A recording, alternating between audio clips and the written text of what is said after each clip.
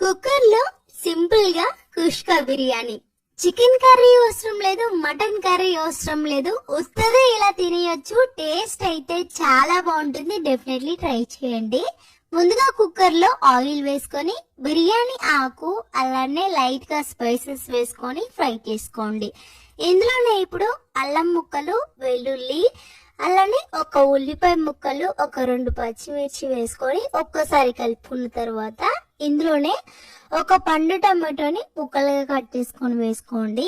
అలానే కొత్తిమీర, పుదీనా కూడా వేసుకొని మళ్ళీ ఒక్కసారి సగం వరకు బాగా ఫ్రై చేసుకోండి. ఇలా ఫ్రై చేసుకున్న తర్వాత మిక్సీ జార్ లోకి వేసుకొని మెత్తని పేస్ట్ లా గ్రైండ్ చేసుకోండి.